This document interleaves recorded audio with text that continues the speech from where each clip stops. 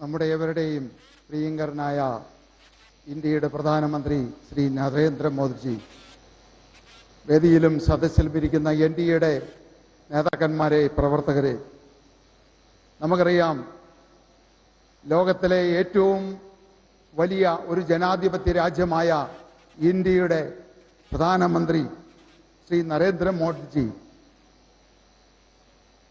ഇന്ന് ലോകത്തിലെ ഏറ്റവും കൂടുതൽ ആളുകൾ ആരാധിക്കുന്ന ഒരു വ്യക്തിയാണ്.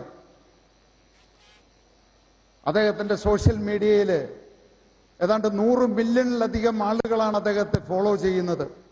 അതിന്റെ തൊട്ടടുത്ത് നിൽക്കുന്നത് അമേരിക്കൻ പ്രസിഡന്റ് ഡൊണാൾഡ് ട്രംപിന് വെറും 43 മില്യൺ ഫോളോവേഴ്സ് മാത്രമേ ഉള്ളൂ.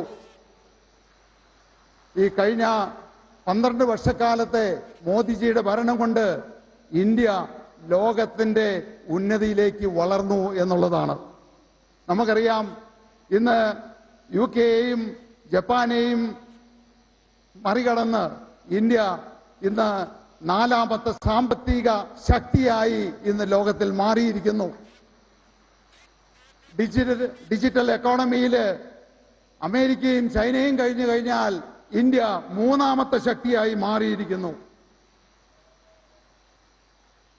10 വർഷം മുമ്പ് ഞാൻ ഈ ലോകം മുഴുവൻ സഞ്ചരിക്കുമ്പോൾ ഒരു ഇന്ത്യക്കാരൻ എന്ന് പറയുമ്പോൾ ഏതോ ഒരു ദരിദ്ര രാജ്യത്തിൽ നിന്ന് വരുന്ന ഒരാളെ പോലെ തല കുനിച്ച് നിൽക്കേണ്ടതായിട്ട് വന്നിട്ടുണ്ട്. ഇന്ന് അവസ്ഥ മാറി. ഇന്ന് 12 വർഷത്തെ മോഡിജിയുടെ ഭരണം കഴിയുമ്പോൾ ഇന്ന് ഇന്ത്യക്കാരൻ എന്ന് പറഞ്ഞു കഴിഞ്ഞാൽ എല്ലാവരും പറയും മോഡിജി എന്ന്. ഇന്ന് നമുക്ക് തന്റെ ഇടത്തോടെ ധൈര്യത്തോടെ തല ഉയർത്തി നിൽക്കാനായിട്ടുള്ള ഒരു സാഹചര്യം ഇന്നുണ്ടാക്കി.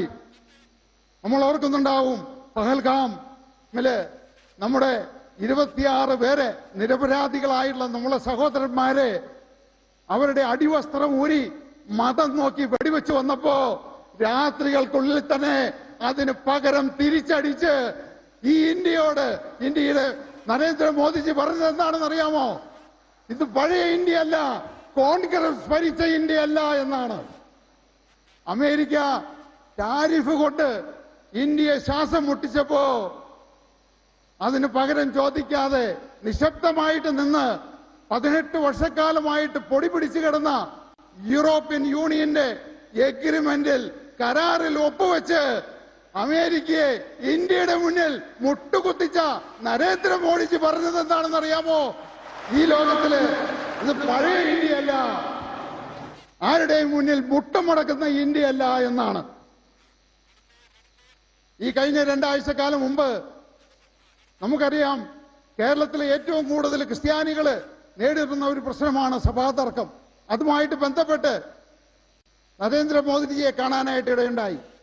ഇതെനിക്ക് ഉറപ്പുണ്ട്, ഈ 114 വർഷമായിട്ട് നടക്കുന്ന നമ്മുടെ സഭാതർക്കത്തിന് ഒരു പരിഹാരം അദ്ദേഹത്തിന് ഉണ്ടാക്കാൻ പറ്റുമെന്ന് എനിക്ക് പൂർണ്ണ വിശ്വാസമുണ്ട്.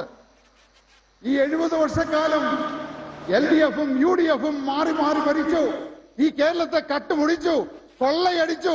ഇവിടുത്തെ പാവപ്പെട്ടവനെയും സാധാരണക്കാരനെയും രക്തമൂറ്റി കുടിച്ചു. ഇപ്പോ ക്ഷേത്രങ്ങളും പള്ളികളും കൊള്ളയടിക്കാൻ തുടങ്ങിയിരിക്കുന്നു. നമ്മൾക്ക് ഈ 70 വർഷം കൊണ്ട് ഇവർ നേടിത്തന്നത് എന്താണ്? മയക്കുമരുന്ന്. സ്കൂളുകളിൽ മുതൽ കൊച്ചു കുട്ടികൾക്ക് മുതൽ കോളേജുകളിൽ എല്ലായിടത്തും മയക്കുമരുന്ന് ലഭ്യമാക്കി. കള്ള് ഫാക്ടറി തുടങ്ങി. ഓരോ കിലോമീറ്ററിലും മദ്യഷാപ്പുകൾ തുടങ്ങി. അഴിമതി വളർത്തി, കടം വർദ്ധിച്ചു, വിലക്കയറ്റം കൂടി. ഇന്ന് ഇവിടുത്തെ സാധാരണക്കാരൻ, പാവപ്പെട്ടവൻ ഒരു നേരത്തെ ഭക്ഷണം വയറു നിറച്ച് ഭക്ഷണം കഴിക്കാൻ ബുദ്ധിമുട്ടുന്ന സാഹചര്യത്തിലേക്ക് വന്നു. അതുകൊണ്ട് ഈ കേരളം മാറണം. ഈ LDFനെയും UDFനെയും നമുക്ക് തൂത്തെറിഞ്ഞ് അറബിക്കടലിൽ എറിയണം. അതിന് ഇന്ന് ഇന്ത്യയിലെ ഒരേ ഒരു നേതാവിനെ സാധിക്കൂ. ഇന്ത്യ ഭരിക്കുന്ന നമ്മുടെ പ്രധാനമന്ത്രി നരേന്ദ്രമോദിജിക്ക്. ആ നരേന്ദ്രമോദിജിയോടൊപ്പം ഈ കൊച്ചു കേരളത്തെ നയിക്കാൻ നമ്മുടെ പ്രിയങ്കരനായിട്ടുള്ള നേതാവ് രാജീവ് ചന്ദ്രശേഖർജിയോടൊപ്പം ഈ എളിയവനായ ഞാനും നിങ്ങളോടൊപ്പം ഉണ്ടാകുമെന്ന് ഉറപ്പു തന്നുകൊണ്ട് നിർത്തുന്നു. നന്ദി, നമസ്കാരം. ഒരായിരം നന്ദി ശ്രീ സാബു എം ജേക്കബ്. ഈ നാടിന്റെ ശബ്ദമാണ് സാബു എം ജേക്കബിന്റെ വാക്കുകളായി ഉയർന്നത്. ഇനി ഇതാ നമ്മളോട് സംസാരിക്കാൻ പോകുന്നത് വികസിത കേരളം എന്ന് കേട്ടാൽ കേരളം എന്ന പേരാണ് രാജീവ് ചന്ദ്രശേഖർ, ബിജെപിയുടെ സംസ്ഥാന അധ്യക്ഷൻ, NDAയുടെ ചെയർമാൻ ശ്രീ രാജീവ് ചന്ദ്രശേഖർ അവർകളെ ആദരപൂർവ്വം ക്ഷണിക്കുന്നു.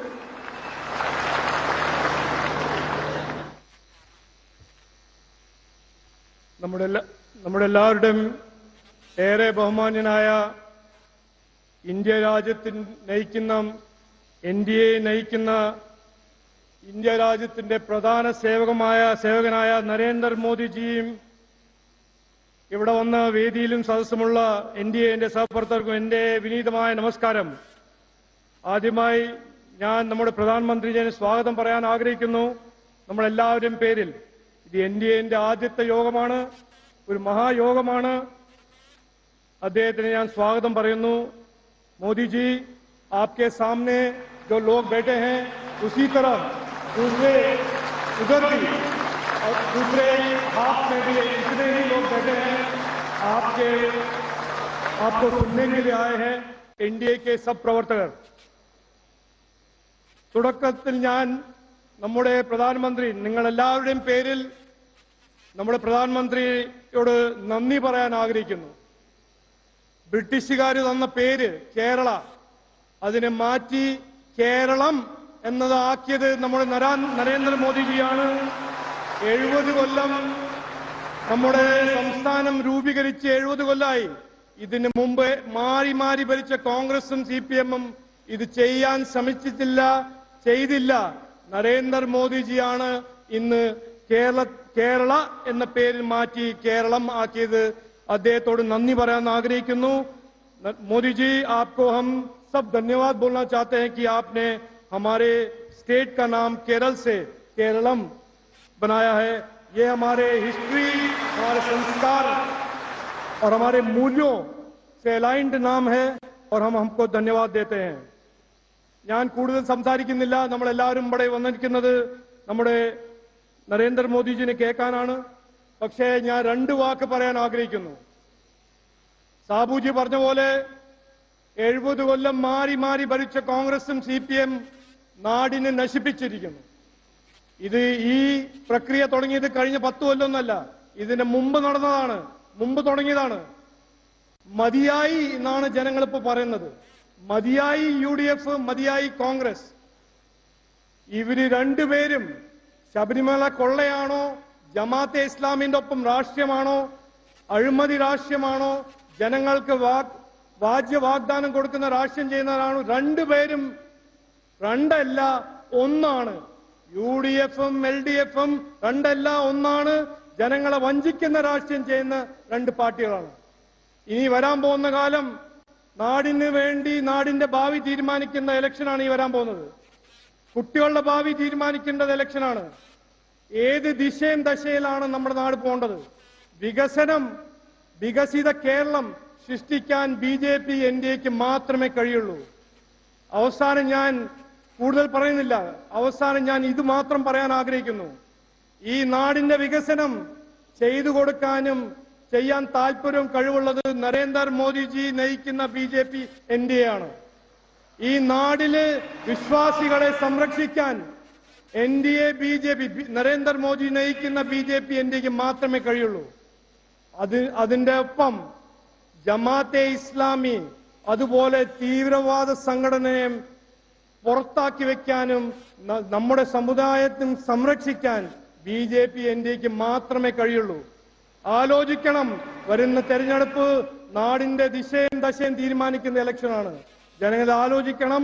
NDAനെ സർക്കാരിൽ കൊണ്ടുവരണം എന്ന് പറഞ്ഞ് വാക്ക് ചുരുക്കുന്നു. എല്ലാവർക്കും നമസ്കാരം, നന്ദി. ഭാരത് മാതാ കി. പ്രിയപ്പെട്ടവരെ, നമ്മൾ ആഗ്രഹിക്കുന്ന ആ മുഹൂർത്തം ഇതാ എത്തുകയാണ്. ലോകം മുഴുവൻ കാതോർത്തിരിക്കുന്ന മഹാശബ്ദത്തിനുടമയായ നരേന്ദ്ര ദാമോദർ ദാസ് മോദി ഇതാ ഈ മഹാസമ്മേളനത്തെ അഭിസംബോധന ചെയ്യുകയാണ്. നമ്മൾ അദ്ദേഹത്തെ അഭിവാദ്യം അർപ്പിച്ചുകൊണ്ട് അദ്ദേഹത്തെ ബഹുമാനപൂർവ്വം പ്രസംഗത്തിനായി ഈ സമ്മേളനത്തെ അഭിസംബോധന ചെയ്യാനായി ക്ഷണിക്കുന്നു.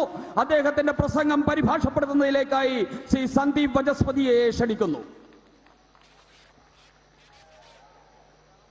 Namaskaram, Ernakulam. കൂടുതൽ വാർത്തകൾക്ക് news 18 Keralam YouTube channel subscribe ചെയ്യുക.